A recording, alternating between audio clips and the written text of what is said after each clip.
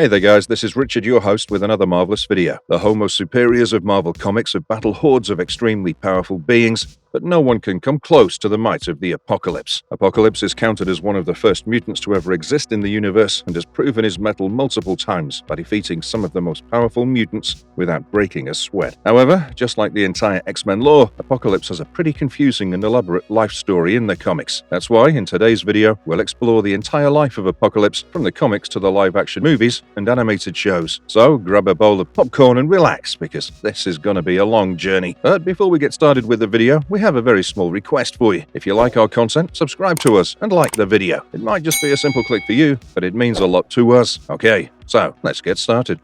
The backstory of the Apocalypse. Apocalypse, or Sabar, made his first appearance in the X-Factor comic issue number 5, which was released way back in 1986. However, his origins remained shrouded in mystery until a miniseries titled The Rise of Apocalypse told the tale of this beast's rise to power. Apocalypse was born in a desert tribe that lived in a lone settlement called Akaba, during a time when Ra-Matut, a version of Kang the Conqueror, was ruling over Egypt. Since the child was born with grey skin and blue lines running across his lips and face, he instilled fear among the tribe's people, who rejected him and left him to die on his own. However, Baal, the ruler of a nomadic tribe called Sandstormers, annihilates the entire tribe of Akaba and adopts Apocalypse as his own, naming him Sabar, which basically translates to the morning light. Baal raised Noor as a capable warrior, powerful enough to take down even the strongest members of his tribe without breaking a sweat. One day, Baal takes Noor into a sacred cave and explains the legend of Ra-Matut. He explains that unlike how Ra-Matut is being treated, he's actually a normal human who arrived here on a sphinx. Baal reveals that he found Ra-Matut and gave him refuge, but Ra-Matut turned out to be a traitor. He massacred the members of the Sandstormers and took over the Kingdom of Egypt with the help of his mysterious weapons. Ever since that day, Ra-Matut has been hunting down Sandstormers, and they've been running away from him all this time. Around the same time, Ra-Matut learns about the existence of Noor, so he sends his general Ozymandias to get the boy. However, in an attempt to prove his dominance, Ozymandias attacks the Sandstormers, leading to a fierce battle where both armies perish in a cave-in. But Ozymandias survived the ordeal and returned to Ra-Matut empty-handed. This disaster also led to Baal and Noor getting trapped in the cave for weeks. After traveling for weeks without food and water, Baal's human body gives up and he dies in the arms of Noor. However, before dying, Baal tells Noor that Ra-Matut was a man from the future who was aware of Noor's might and his rise to power in the near future. Thus, he wanted to enslave Noor and use his powers to rule over the world. An enraged Noor swears revenge on the pharaoh and relentlessly searches for a way to get out of this labyrinth. Noor's mutant physiology kept him alive, and after weeks he finally got out to see the light. On the surface, he was greeted by Logos, Ra-Matut's advisor, who allowed Noor to sneak inside Ra-Matut's empire disguised as a slave. As Noor goes about slaving around for Ra-Matut, his strength and valor are noticed by Ozymandias, who tries to assassinate him. However, Noor is saved by Nefri, the sister of Ozymandias, who's now attracted to Noor. But Noor rejects her advances, fearing rejection after Nefri sees his deformed face. Later, Nefri reveals that she knows the location of Ra-Matut's Sphinx and takes Noor to the site. However, when they reach the Sphinx, they get intercepted by Ozymandias and his men, who have also found out about Logos' betrayal. They tried the three traitors in public, and Ra-Matut proceeded to unmask Noor to show his real, deformed face to the woman he loved. And his fears came true as Nefri instantly became disgusted with his deformed appearance. After the three traitors are thrown inside a pit of snakes, Noor rises again to save Nefri. Despite Noor saving Nefri from being attacked by snakes, she continued being disgusted by his appearance. Thus, Noor decides not to chase her any further and feels heartbroken for the first time. When Noor gets attacked by Ozymandias and his army, his poor emotional state, combined with his rage, activates his mutant powers. He grew in size, annihilating Ozymandias and his army, and he announced himself as the Apocalypse. After defeating the army, Apocalypse reaches Ra-Matut's Sphinx and discovers the marvelous secret that it holds. Meanwhile, Ra-Matut was chased and forced to leave ancient Egypt by the Fantastic Four, who had also time-traveled to this place. The next day, Ozymandias also discovers this Sphinx, but he's intercepted by Apocalypse, who throws Ozymandias into the devices, turning him into a being of sand. This version of Ozymandias would later go on to become the scribe of the Apocalypse. After annihilating all his enemies, Apocalypse came out as the ultimate ruler of Egypt. So, the people of Ra-Matut bowed before him, but Apocalypse claimed that these men were weak and unworthy of his attention, and left them. After 50 years, Apocalypse returns when Nefri is on her deathbed. He mocks her, claiming that time consumed her beauty, which she was so proud of, while he remained immune to the corrosion of time. And that was the beginning of the new evolution, the rise of a new species that would later be known as Homo superiors. the Apocalypse's lost family, and the Battle of Akara. At some point in time, Apocalypse married another woman named Genesis and started living on a sentient island called Akara. He had 2 sons and 2 daughters from Genesis, who became his first horsemen. However, their happy life came crashing down when an enemy wielding the Twilight Sword split apart Akara and created Arako and Kcoa. From the chasm between them, powerful entities called the Daemons came forth. These beings were from a completely hellish dimension called the Amenth. So, to prevent the world from falling, Apocalypse and his family fought valiantly and defended the world. As the war with the Daemons kept dragging on, Apocalypse, along with his family, returned to Egypt and aided Imhotep, an ancient Egyptian warrior and the Moon Knight of that time, in creating the Brotherhood of Shield, the predecessor to the original Shield. Apart from the creation of the Brotherhood of Shield, he also assisted them in fighting off a brood invasion in 2620 BC. When the Apocalypse returned to Akara, the ruler of Amenth Annihilation reached out to Genesis and proposed a peace treaty to stop their meaningless war. However, Genesis rejected the peace treaty, claiming that the war was necessary for the mutants to become stronger. But when the mutants started losing the war, they completely sealed the chasm, leading to the permanent split of Akara into Arako and Kcoa. In a desperate attempt to stop the Daemons from engulfing Earth, Genesis and her children sacrificed themselves and decided to stay on Arako, which was now inside the dimension of Amenth. However, a devastated Apocalypse was left behind on Earth with the duty of creating a stronger mutant army, in case the Daemons ever returned to Earth again. Formation of Clan Akaba and the discovery of the celestial ship. Later, when Apocalypse became a revered figure, he and his offspring created a new clan called the Clan Akaba. During his rule, Egypt reached a new age, as new and improved monuments were built by Apocalypse or his descendants. Clan Akaba essentially worshipped Apocalypse and lived by his principle that only the strongest deserve to live and the weak should be eliminated. It attracted invaders like Alexander the Great and his Persian armies. Thus, Apocalypse and his descendants fought in an extremely large-scale battle that he'd never forget. Eventually, their influence on Egypt died down, and they moved to ancient Rome, where Apocalypse created his army of foot soldiers called the Riders of the Dark. The Apocalypse indoctrinated his subjects with the idea that only the strong should survive and the weak should perish. Later, during the mid-12th century, Apocalypse came to know about an immortal Mongolian magician who was feared by all. Thus, Apocalypse sought out this forever walker called Garba Hussein and massacred his army to finally reach immortality. The immortal Garba Hussein showed Apocalypse a celestial ship, which was the secret of his powers and immortality. So, the cunning Apocalypse stabbed him and left him to die. But Garba, being an immortal, survived the assault and escaped. Thinking he finished off Garba Hussein, Apocalypse entered the celestial ship and lived inside it for years without completely understanding the mechanics of the advanced ship. During this time, a young warrior calling himself the Traveler attacked Apocalypse and his Dark Riders, and later, down the line, played an integral role in helping Apocalypse reach godhood. Battle with the Traveler and the resurrection of the Apocalypse. After years of locking horns with the Traveler, a younger version of Cable, Apocalypse finally succeeded in slicing off his arm, but instead of bleeding, his cybernetic arm just detached from his body. This was extremely fascinating for Apocalypse because he'd never seen a being that had an artificial body. However, taking advantage of Apocalypse's confusion, the Traveler shoots him with a fatal shot, killing him at the very moment. In the wake of Apocalypse's demise, the Dark Riders bowed to their new ruler, the Traveler. However, the Traveler had no interest in being their ruler. He claimed that the survival of the fittest is a messed-up ideology, and if someone is born superior, it's their responsibility to take care of the younger and weaker people. He left the site, but unbeknownst to him, he accidentally mixed his blood with that of the Apocalypse. After losing his leader, a devastated Ozymandias took Apocalypse's lifeless body to the celestial spaceship in a desperate attempt to revive him again. This proved to be a blessing for Apocalypse, as he was revived as a completely different being thanks to Cable's techno-organic blood infused with his blood. This allowed Apocalypse to become one with the ship and learn about all the secrets of this mystical spacecraft. When Cable learns that Apocalypse has been resurrected, this time as one of the most powerful beings to ever walk on the planet, it was all his mistake. So he tries to correct his mistake by launching Apocalypse into space in an attempt to keep him away from Earth. So, Apocalypse had to spend centuries in space, where he gained complete control over the ship's sentience, becoming an immortal deity. Although Apocalypse essentially became an immortal god, these new powers came at a significant cost. He had to routinely put himself in long slumbers to replenish his powers and come back stronger.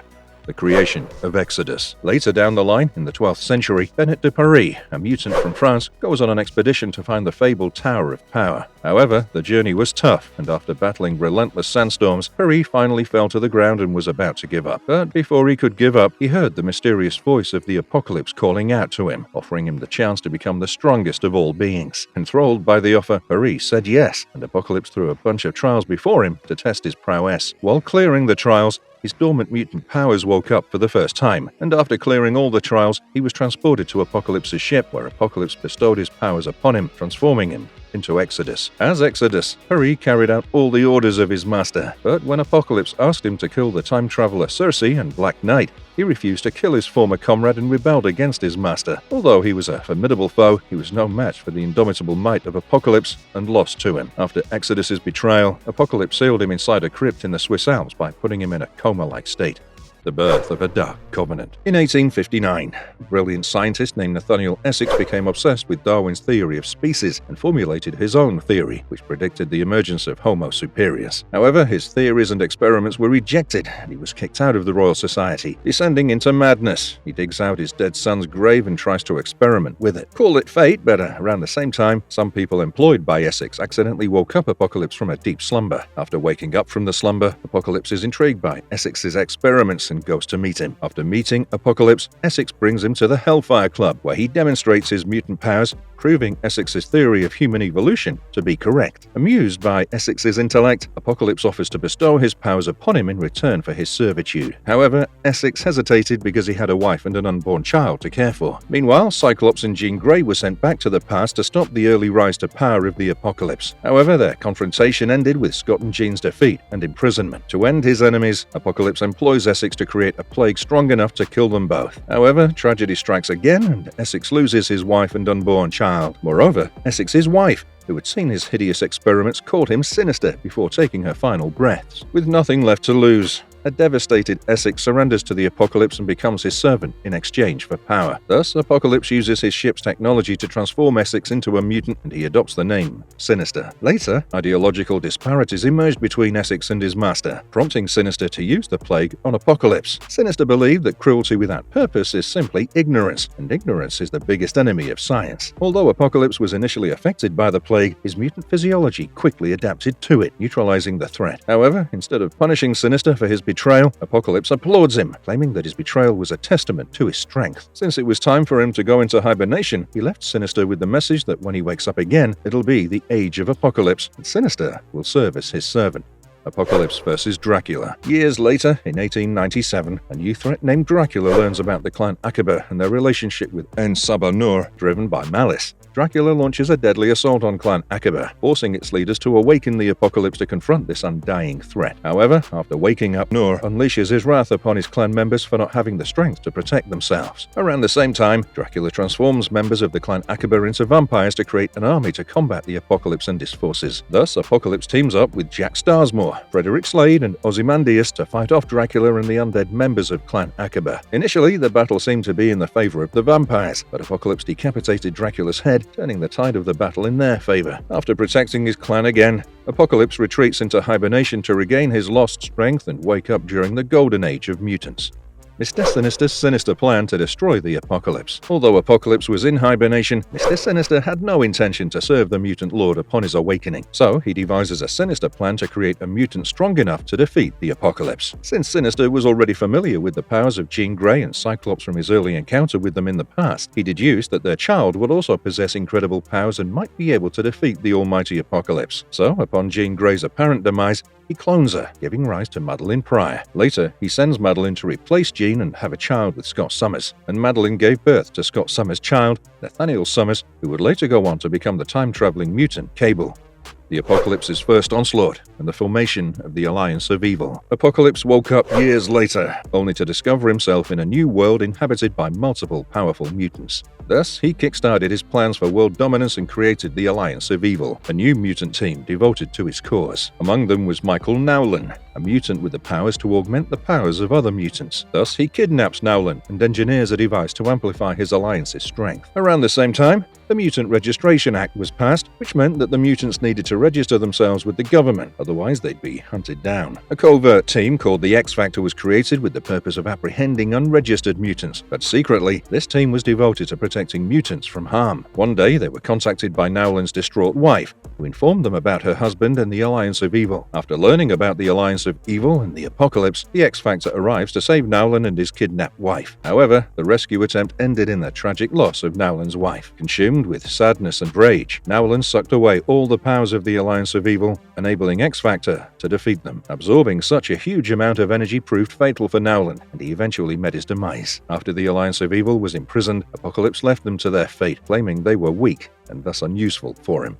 Apocalypse goes on to recruit his new Horsemen. Following the defeat of his alliance of evil, Apocalypse started recruiting members for his Horsemen. After hiring the first 3 Horsemen, namely Plague, War, and Famine, Apocalypse came across Angel, the former ally of the X-Factor. He recruits Angel for his cause and gives him the role of the final and most powerful Horseman, Death. After assembling his Horsemen, he dispatches them to confront the X-Factor in Central Park. However, they were all defeated by the chilling superpowers of Iceman. Realizing the need for a leader among his ranks, Apocalypse sets his Horsemen against each other, where Death comes out on top. Recognizing Death's potential, Apocalypse transported X-Factor onto his ship, igniting a fierce battle between the two teams. This time, Death defeats all the members of the X-Factor and captures them. Later, Apocalypse recruits Caliban into his cause and sends the Horsemen to Manhattan to incite chaos. However, the X-Factor escapes and battles the Horsemen along with the Power Pack. During this battle, Plague met a tragic demise, and Famine was sent to America's breadbasket. Hence, Apocalypse calls back War and Death to his ship, where Warren is cured of his brainwashing and rejoins the X-Factor. Together, the X-Factor overpowers Apocalypse, forcing him to leave the ship along with Caliban, leaving the X-Factor to inhabit the Celestial ship. However, the ship was still under the control of Apocalypse, so Rusty Collins freed the ship's consciousness from Apocalypse's control. Although Apocalypse still had the power to make the ship do his bidding, he allowed the X-Factor and Cyclops to live inside his ship, considering them worthy adversaries. The Apocalypse's role in the creation of Cable. Later down the line, Apocalypse finally learns that the Traveler who played a significant role in his ascension into godhood is none other than Nathan Summers. This revelation strikes him deeply. So, to ensure his own creation, he decides to infect the infant Nathan Summers with the techno-organic virus, effectively creating a time paradox. He orders his minions to kidnap the young Nathan and bring him to his new lair in the blue area of the moon, where he infects the baby with a techno-organic virus. Although Scott Summers manages to save his son from the tyrant, he's hit with the brutal truth that his son can't be saved with current technology. So, Jan Ascani, who's from the 37th century, volunteers to take Nathan to the future, where his life can be saved. With no option left, a devastated Cyclops reluctantly sends his son to the future to save his life. Therefore, Apocalypse played a significant role in the creation of Cable, which ensured his ascension as one of the most formidable beings ever to tread the Earth's surface. The arrival of future son Strife. Years later, while Apocalypse was hibernating in Bani Maza, Egypt, he was attacked by a man calling himself Strife. This man was here to take revenge on Apocalypse for his abusive parenting. Unaware of this man's identity and weakened by his slumber, Apocalypse lost to Strife, sustaining grave injuries. Thus, he moves back into one of his safe houses to heal himself, but he's ambushed by the X-Men who believe that Nur is responsible for the disappearance of Cyclops and Jean Grey. However, the Apocalypse is oblivious to these current events. Hence, he digs around and finds that Strife has taken over his army of Dark Riders, and Mr. Sinister has been impersonating him and kidnapping Cyclops and Jean Grey. Around the same time, Strife, exploiting his resemblance to Cable, tries to assassinate Charles Xavier, but ends up infecting him with the lethal techno-organic virus. Despite numerous attempts by the X-Men, they couldn't find a cure for the Professor. Thus, Apocalypse stepped up with good intent and claimed that he could help Charles Xavier. Although the X-Men were skeptical about Apocalypse going anywhere near their Professor, Warren vouched for Nur's genius and convinced the X-Men. Later, Apocalypse operates on Charles Xavier and successfully neutralizes the techno-organic virus inside him. Upon learning of Strife's whereabouts in his old base on the moon, he brings along a team of mutants to fight Strife and his Dark Riders. Although everyone assumed that Apocalypse would fight alongside them, much to their surprise, he split from the team and fought the Dark Riders alone. Even though he emerged victorious in his solitary battle against the Dark Riders, he was mortally wounded by them. When Warren learned about Apocalypse's grave condition, he came to help him. However, Apocalypse requests him to end his misery, not wanting anything to do with his death. Warren leaves Nur to die from his injuries.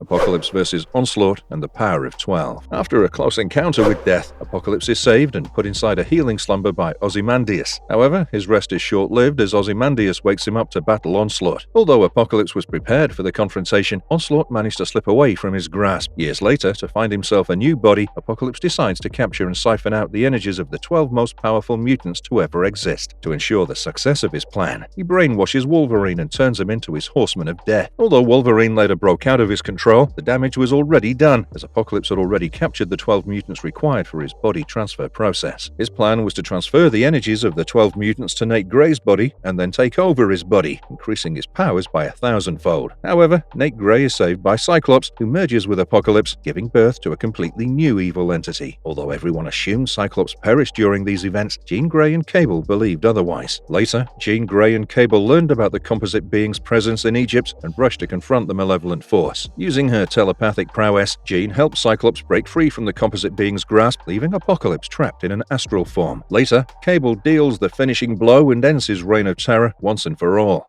Apocalypse's post-M-Day decimation. After the events of M-Day, where Wanda reduced the mutant population by 90%, Apocalypse was revived once again with the use of the techno-organic virus. When Apocalypse wakes up and sees the sheer reduction in the number of mutants, he gets a new perspective on life and decides to become the savior of the mutant kind. He went on to recruit his new horsemen, with Polaris becoming Pestilence, Gazer becoming War, Sunfire becoming Famine, and Gambit becoming Death. With this new horseman of Apocalypse, Nur resolved to restore equilibrium between mutants and humans by reducing the latter's population by 90%. In pursuit of his goals, he visits Charles Xavier School and recruits different mutants for his course. However, the remaining X-Men, Sentinel Squad 1, and the New Avengers decided to stop Apocalypse's madness. Although Apocalypse was destined to win this war, he was eventually betrayed by Ozymandias and lost to the combined forces. To save himself from the embarrassment of defeat, he threw himself into the maw of a sphinx, disappearing into an unknown realm.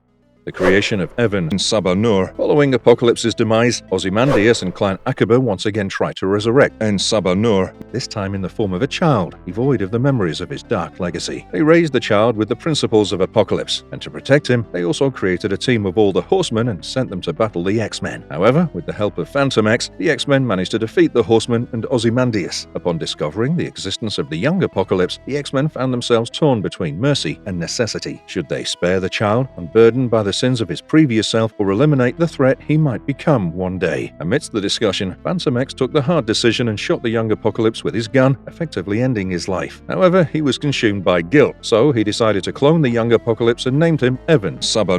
To prevent Evan from following the dark path of Apocalypse and mastering his mutant powers, he was enrolled in the Jean Grey School of Higher Learning as a student. The disintegration of Sabar. After his death, Sabar turned to life through unexplained means and started experimenting with humans to create the perfect vessel for himself. The problem was that his hosts' bodies would always disintegrate rapidly under the weight of his powers. That's why Apocalypse was hell-bent on creating a perfect vessel with the help of a celestial device called the Finch. While experimenting on his fourth subject, the Finch is overwhelmed by the subject's primal fear and explodes, sending Apocalypse to an abandoned, mysterious realm. To his horror, Nur finds that his body is disintegrating and he's turning into a mere mortal. So he grabbed the broken Finch and started traveling across the realm, his mutant body disintegrating with each step. In his path, he comes across mutated insects and bugs who try to attack him, but instead of fighting them, he runs away, proving that his mind is also disintegrating along with his body. Since his body is turning human, he takes refuge in a shelter and spends the night away. As time passed, Nur's body reverted back to that of a primal caveman, and he encountered beings resembling primordial apes, who snatched the Finch from him and ran away. As his mind was also losing its edge rapidly, Nur gathered whatever strength he had left and got the Finch back from the primordial apes. However, he was captured by the same test subjects with whom he was experimenting in his lab. Somehow, his test subjects have transcended their human form, mutating into a more intelligent species. As more time passed, Nur's body started disintegrating even further, with his appearance now resembling that of primordial apes. However, he kept his mind sane and waited for his time to be experimented upon. When Nur, taken out of captivity and put on a table to be experimented upon, he took the opportunity to transfer his consciousness into one of his subjects, becoming the all-powerful Apocalypse again. After regaining his intelligence, he realizes that he was on Earth all this time. When the experiment failed, it split apart his superior genetic makeup and imbued every being in his surroundings with his genetics. This means all of these evolved beings, including his test subjects, are all part of him. As he finally realizes this, he uses his new body to demolish all his test subjects and then the entire island, finally getting into the new world with an immortal body and a rejuvenated experience. Apocalypse and extracts. When Nate Gray, or X-Man, comes back from seclusion with his powers seemingly restored by a life seed, he kidnaps Apocalypse and keeps him caged until he completes the process of creating a utopia for the mutants. However, the X-Men didn't support his idea of a utopia, and they tried to stop him. Thus, Nate realizes that it's impossible for him to create a utopia with the X-Men still around. So, he transports all of them to a completely different plane called the Age of XMan plane, where he brainwashes the mutants and molds them in a way he deems fit. He even sends Apocalypse to this plane, Plane, where he becomes the founder of a mutant group called the Extracts, who would preach the message of love and community. When Nate comes to the realization that it's wrong to keep people imprisoned and force his ideals upon others, he decides to let everyone go, including Apocalypse.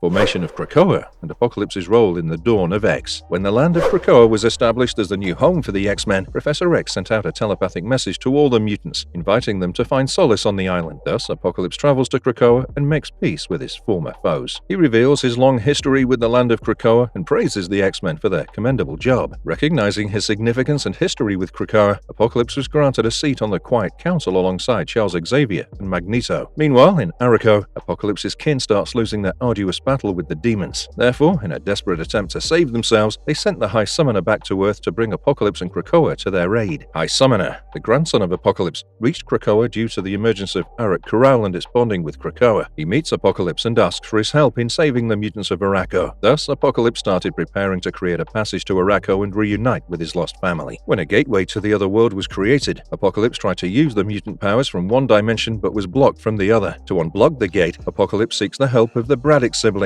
but instead of helping him, they travel to the other world on their own, where they're ambushed by Morgan Le Fay. Morgan enslaves Brian with her magical abilities, but Betsy manages to escape to Kcoa. Meanwhile, in Kcoa, Apocalypse sought out Rogue and asked her to use her powers to absorb the energy of the gateway, creating a passage for them. However, when Rogue touches the gateway, she loses consciousness and is put in a coma. When Betsy returns from the other world, she takes Rogue, Gambit, and Jubilee with her to rebuild the Braddock Lighthouse and create a passage to the other world. However, they were soon ambushed by the minions of Morgan Le Fay and struggled to defeat them. Thus, Apocalypse came to their rescue and vowed to take care of the lighthouse and Rogue while the Excalibur went to the other world. To complete the ritual of creating the gateway, Apocalypse tasked Richter with bringing the bones of ancient mutants. However, Richter messes up, leaving Apocalypse to search for a desperate way to complete the ritual. His search ends when Rogue wakes up from her coma and attacks Apocalypse, killing him in the process. Apocalypse's death completes the ritual, leading to a stable gateway to Avalon. However, Apocalypse was soon revived, given the privilege of being in the Quiet Council, and quickly went to the other world to challenge Morgan Le Fay for the throne. However, Morgan proposed a battle between their champions, Betsy and Brian. The battle between the siblings ended with Betsy defeating her brother Brian and Apocalypse appointing James Braddock as the new ruler of Avalon, the former kingdom of Morgan. As the new king, Jamie imprisons Morgan and revives Brian. Later, Apocalypse decides to create another gateway to connect Kcoa with the other world. However, the creation of this gateway demands the sacrifice of his fellow externals. Without worrying about the consequences, Apocalypse gathers the externals and annihilates them to complete the portal. After the portal is completed, Apocalypse meets his grandson, who reveals the tragic demise of Genesis in Arakko. Apocalypse is devastated by the news, but with a newfound resolve, he sends Summoner to the other world along with Eunice and Banshee to announce that Apocalypse is coming.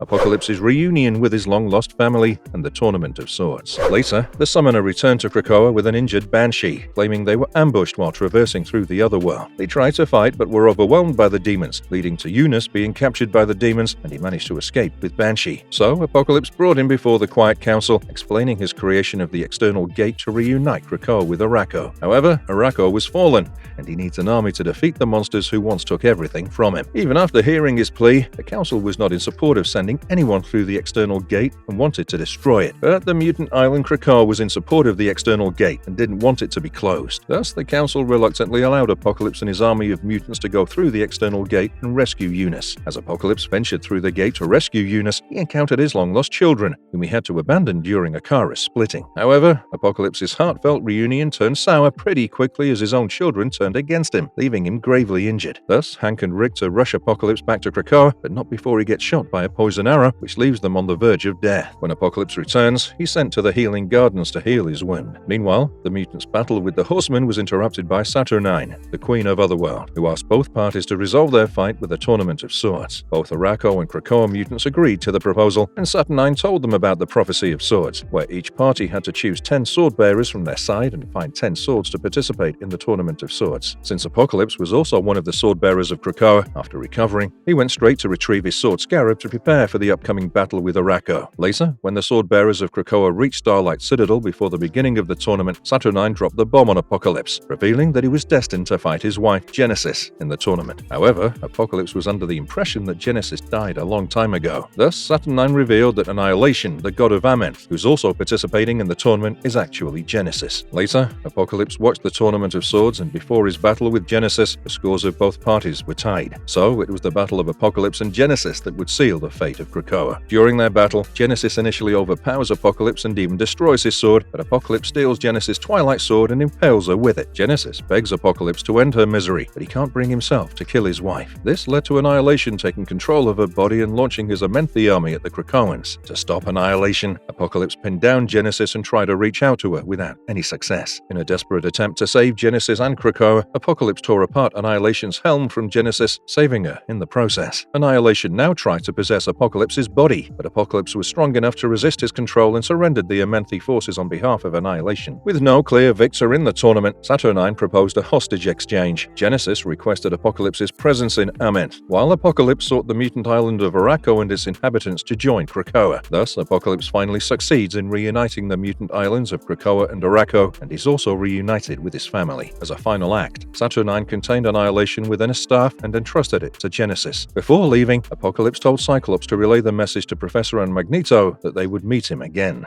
The Omega-level mutant civil war. Following their return to Amenth, Apocalypse started living a normal life with Genesis and his family. However, the Annihilation staff slowly started taking over Genesis' mind, making her hungry for war. Since the mutants of Araco knew nothing but war, this peaceful existence was suffocating for them. Upon being brainwashed by Annihilation, Genesis battled her husband in a duel to return to Araco and unleash her fury of war upon them. Subsequently, the mutants from Araco who were sent to Kcoa also couldn't tolerate their peaceful existence and created their own base on Mars. Thus, when Genesis triumphed over Apocalypse, he allowed her to do whatever she wanted, planting the seed for a mutant civil war, which would later be known as the Genesis War. Amidst the chaos, Apocalypse found Genesis engaged in a raging war with Storm, so to put a stop to his wife's madness, he entered a ritual with Orc, Sunfire, Storm and Vulcan, and using their powers, created a new sentient mutant island called Kcoa. Kcoa proved to be a significant ally and helped Storm win the Genesis War. After the war concluded, Genesis and her children were exiled, but Apocalypse chose to stay in Araco.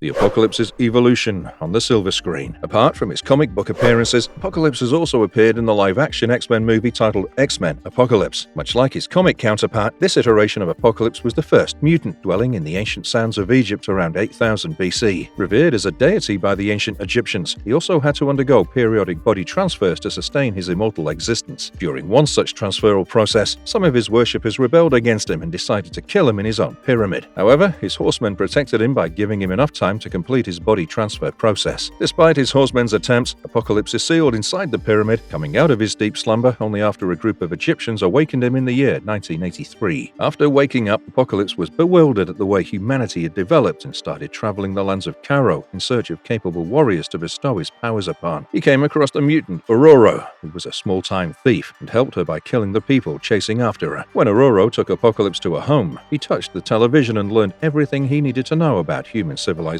After learning how humanity has evolved, he was hit with the realization that humans had grown weaker during his absence. Thus, he decided to destroy this world and recreate it in his own vision. To kickstart his plans, he enhances Aurora's mutant powers and makes her the first horseman of Apocalypse. Then he goes on to meet Caliban to find more mutants to bestow his powers upon, and there he meets Psylocke and transforms her into one of his horsemen. After becoming a horseman, Psylocke takes Apocalypse to meet Angel, a cage fighter who was in depression after losing his wings during a cage fight. Thus, Apocalypse enhances his powers and gives him metal wings, making him Archangel, the Horseman of Death. At last, he meets Magneto and takes him to the place where his powers first manifested. Magneto was in a rough state because he'd recently lost his family, and revisiting this place gave him newfound strength. Thus, Apocalypse also enhances Magneto's power, making him the final Horseman. Later, when Charles Xavier tries to contact Magneto with the help of his Cerebro, Apocalypse hacks the Cerebro and launches all of Earth's nuclear weapons into space so that they can't be used against him. Soon, Havoc destroys the Cerebro, and Apocalypse and his horsemen arrive at the Xavier mansion. Apocalypse wanted to kidnap Xavier and transfer his consciousness into his body so that he could use the telepath's power to be everywhere and everything. He succeeds in his mission, but in an attempt to stop him, Havoc accidentally destroys the generator, causing an explosion in the building. However, Quicksilver comes to their rescue and helps everyone escape the explosion. But due to his proximity to the source of the explosion, Havoc meets a tragic end to his journey. Apocalypse takes Xavier to Cairo and makes him broadcast a message to the entire world. but unbeknownst to him, Charles secretly relays a message to Jean Grey and reveals his location. Later, Apocalypse destroys most of Cairo and rebuilds a pyramid where he goes through the consciousness transfer process. But before he can completely take over Charles Xavier's body, the X-Men arrive and rescue the Professor from the site. The Horsemen and X-Men engage in a fierce battle where Archangel meets his demise. When Apocalypse witnesses Archangel's death, he declares him useless. Around the same time, Quicksilver finds an opening and uses his super speed to overwhelm Apocalypse, but he recovers and stops Quicksilver by breaking his hands and legs. He orders Psylocke to execute Quicksilver, but she betrays him and cuts his neck, and that's when we learn that this Psylocke is actually Mystique. Apocalypse grabs hold of Mystique and starts choking her to death. He orders Xavier to reveal his location, otherwise he'll lose his comrade. Thus, Charles Xavier battles Apocalypse in the astral plane, where he initially loses but fights back, causing enough damage to Apocalypse for him to let go of Mystique. When he learns of Xavier's location, he goes to get him but is stopped by Magneto, who has realized that he was wrong and that he has a family in the form of Charles and Mystique. Meanwhile, Aurora also starts realizing her mistakes. Apocalypse gets attacked by everyone from all sides. However, he was strong enough to hold his own while fighting Charles Xavier on the astral plane, so Charles asks Jean Grey to let go, and she unleashes her Phoenix powers, completely disintegrating the Apocalypse. Although the story was good, it was sad that Apocalypse was reduced to a one-movie villain. Considering the depth of his character, he could have been easily used in the later installments of X-Men. Who's dare to attack your master? Apocalypse's dominance in the Marvel Universe's animated realm. Apart from his comics and live-action appearance, Apocalypse has played a significant role in different X-Men animated projects, most notably X-Men, the animated series, and X-Men, Evolution. In the former, Apocalypse's goal was to annihilate the world and rebuild it according to his own design. Despite numerous attempts to incite a human-mutant conflict throughout this series, his schemes were consistently thwarted by the X-Men. In a pivotal moment in Season 4 of this series, Apocalypse's Lazarus Chamber was destroyed by Magneto in an attempt to end his immortality.